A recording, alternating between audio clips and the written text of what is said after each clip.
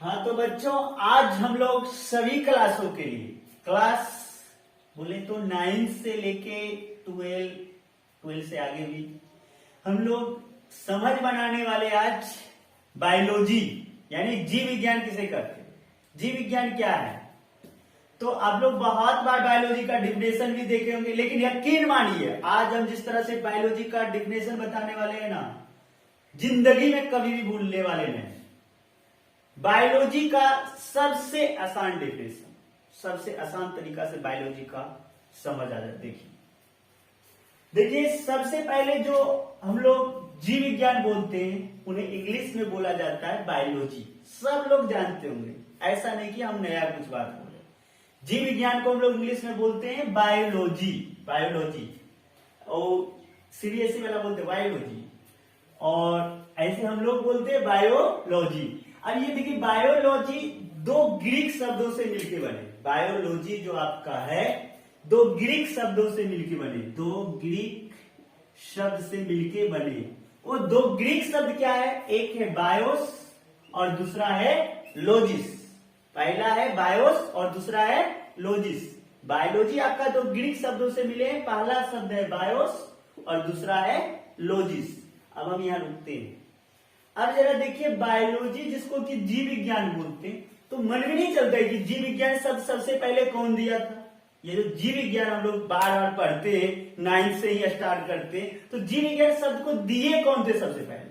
तो जीव विज्ञान शब्द को आपका आज कीजिए, आपका कौन सा वैज्ञानिक था जो चूहा का पूछ बार बार काट रहे थे 7 पीढ़ी तक चूहा का पूछ को काट कर कुछ दर्शाने का कोशिश किए थे। कौन थे, कौन सा बाबा, लेमार्क बाबा। और दूसरा कौन थे, ट्रीविनियस, यानी लेमार्क बाबा और ट्रीविनियस बाबा दोनों मिलके जीव विज्ञान नामक शब्द दिए। कौन सा शब्द दिए, लेमार्क बाबा और ट्रीविनियस मिलके जीव विज्ञान शब्द। अब हम लोग जीव विज्ञान किसे कहते हैं, जीव विज्ञान क्या है, हम उसको समझते हैं आसान भाषा। तो अभी हम बोले बच्चों की जीव विज्ञान यानी बायोलॉजी दो ग्रीक शब्द बायोस और लॉजिस से मिलकर बना, बायोस और लॉजिस से मिला। अब मन में चल रहा है कि बायोस का मतलब क्या होता है। इस ग्रीक शब्द बायोस का मतलब होता है जीवन और लॉजिस का मतलब होता है अध्ययन। इस तरह से बच्चों अब जरा सोचिए, जीव विज्ञान जो बायोलॉजी है दो ग्रीक शब्द बायोस और लॉजिस से बने। बायोस का अर्थ हो गया जीवन, लॉजिस का अर्थ हो गया अध्ययन। अब ये जो जीवन है किसमें मिलते, अब जरा गौर से देखिए। मेरे पास हम दिख रहे हैं आपको, तो हम और मेरा मार्कर में कुछ अंतर है। मेरे में, हम में क्या है, जीवन है। आप में क्या है, जीवन। लेकिन मेरा मार्कर में जीवन है, बिल्कुल नहीं। तो हम बोलेंगे कि जीवन किस में मिल रहा है, लिविंग थिंग यानी सजीव में मिल रहा है। अब देखिए कितना अच्छा से, कितना आसानी से हम लोग जीव विज्ञान को दिमाग में सीख करते हैं। देखिए सजीवों के अध्ययन को, सजीवों के अध्ययन को हम क्या कहते हैं, जीव विज्ञान। कितना आसान है। अब बोलिए, आप कभी भूलिएगा, सजीवों के अध्ययन को हम जीव विज्ञान बायोलॉजी कहते हैं। ये तो बड़ा आसान हो गया, हम लोग समझ गए कि जीव विज्ञान क्या है, सजीवों के अध्ययन है। सजीवों के अध्ययन को हम बायोलॉजी कहते हैं। अब जरा सोचिए क्यों हम बायोलॉजी को पढ़ें। अगर बायोलॉजी नहीं पढ़िएगा तो किसको नहीं समझ पाइएगा, जीवन को। अगर आपको जीवन समझना है, लाइफ समझना है, तो आपको बायोलॉजी पढ़ना ही पड़ेगा, बायोलॉजी को समझना पड़ेगा। लोग शुरुआती समय में क्या करते हैं, बायोलॉजी को इग्नोर करते हैं और आखिरी में बोलते हैं हार्ड लगता है, समझ नहीं आता।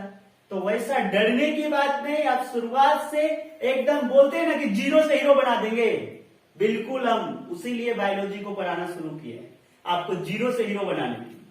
तो जीवन समझेंगे हम, आखिर जीवन है क्या, जीवन किसमें मिलते हैं, तो हमें पढ़ना होगा जीव विज्ञान। अब जरा जीव विज्ञान का कुछ बेसिक इंफॉर्मेशन जानिए। देखिए जीव विज्ञान जो है पूरे विज्ञान का, आप एक नाम सुने Guinness world book of record, उसमें ये दर्ज है कि विज्ञान की सबसे बड़ी शाखा कौन है? जीव विज्ञान।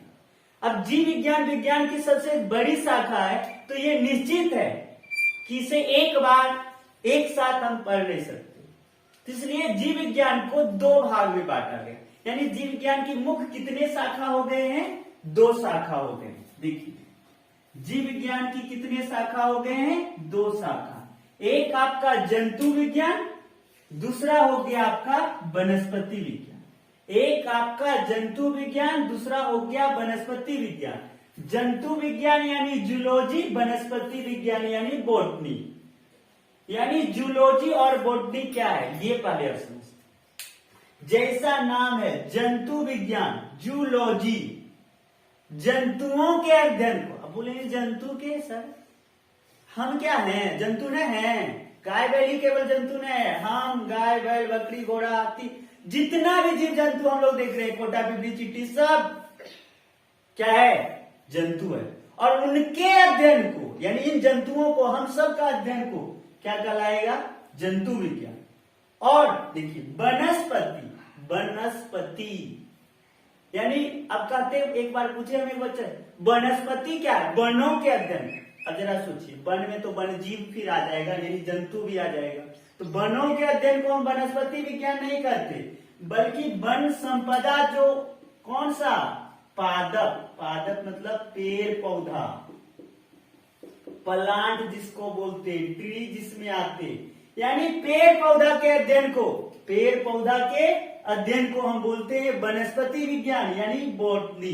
पेड़ पौधा के अध्ययन को हम बॉटनी कहते हैं और जीव जंतु के अध्ययन को हम जूलॉजी कहते हैं। तो अब जीव विज्ञान में नहीं बोल दीजिएगा कि जीव जंतु के अध्ययन को हम क्या कहते हैं? जीव विज्ञान। गलत होएगा। हम सजीव के अध्ययन को बोलते हैं जीव विज्ञान और जंतुओं के अध्ययन को बोलते हैं जंतु विज्ञान यानी जूलॉजी, और वनस्पति यानी पेड़ पौधा के पादप के अध्ययन को बोलते हैं वनस्पति विज्ञान। अब कुछ इंटरेस्टेड फैक्ट को हम लोग जानते हैं। अब हम लोग का कोई बाबूजी थे या नहीं थे?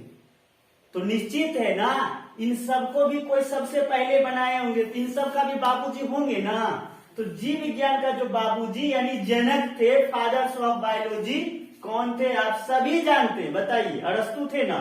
तो फादर्स ऑफ बायोलॉजी कौन है? अरस्तु। जीव विज्ञान के पिता, जीव विज्ञान के जनक यानी जीव विज्ञान के बाबूजी के हैं अरस्तु। और ठीक जिस तरह से जीव विज्ञान के जनक अरस्तु हैं, उसी तरह जंतु विज्ञान के भी जनक कौन है? अरस्तु। यानी अरस्तु के बेटा? 2 बेटा। के एगो जीव विज्ञान और एगो जंतु विज्ञान। याद हो रहा है ना? एकदम दिमाग में सेट कर देंगे, हम आप ही के भाषा में सिखाते हैं। अब देखिए अरस्तु हो गया जीव विज्ञान और जंतु विज्ञान, दोनों का फादर हो गया। अब एक बच गया वनस्पति विज्ञान यानी बॉटनी।